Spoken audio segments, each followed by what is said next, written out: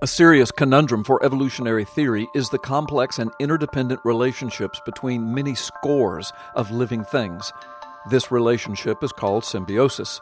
Symbiosis is the condition in which completely different forms of life utterly depend upon each other in order to survive. The conundrum is this: Darwin's theory of biological change, or evolution, was based upon competition, or survival of the fittest, among the individuals making up a species. According to evolution, living organisms or intricately complex systems within those organisms should not evolve to depend upon each other in order to survive.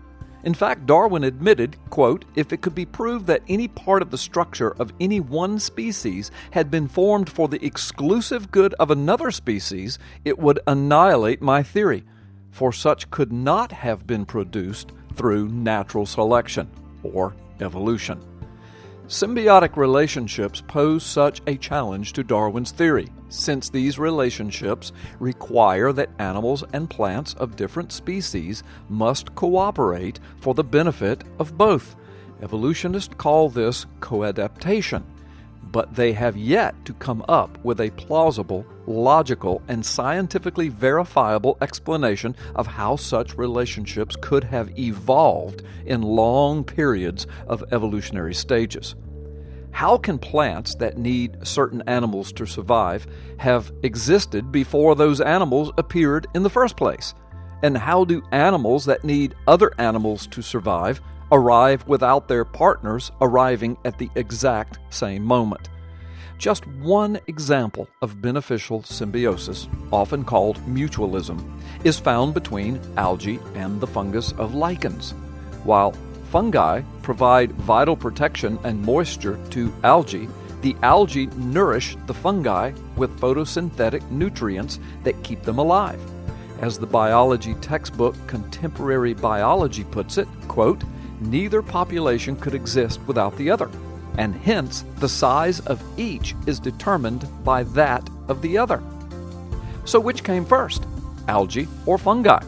Since neither could exist without the other, according to evolution, for both to survive, they had to evolve independently of each other, yet appear at exactly the same time and with precisely the right functions.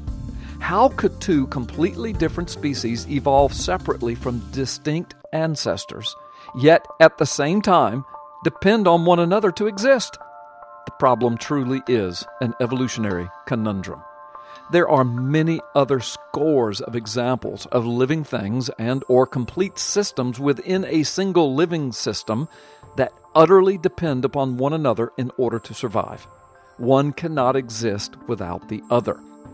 For example, the human body contains 12 interdependent systems. If even one system is removed, except the reproductive system, you would die. Can a human being live without the circulatory system, or the endocrine system, or the elimination system, or the skeletal system, or the nervous system? Of course not. The obvious conclusion is that these systems had to have appeared at the same time, in 100% functionality and interdependence, in order for the human body to function and to live. Yet, evolution says that organisms and systems develop gradually, over millions and even billions of years.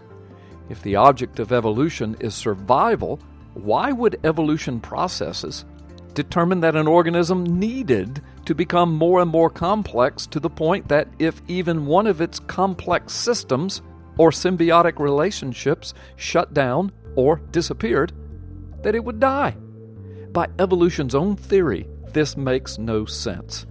If you want some real entertainment, read an evolution article which attempts to explain symbiotic relationships among living organisms. Count how many times the article uses the words more than likely, maybe, probably, perhaps, and it could have. In other words, the evolutionists don't have a clue how the process of evolution accounts for the complex symbiotic relationships so prolific in our world. The evolutionists actually carry the ruse so far as to declare natural selection as the explanation for symbiotic relationships, once again defying all scientific logic. This really is an embarrassing conundrum for the evolutionist who refuses to observe the glory of God right before his eyes.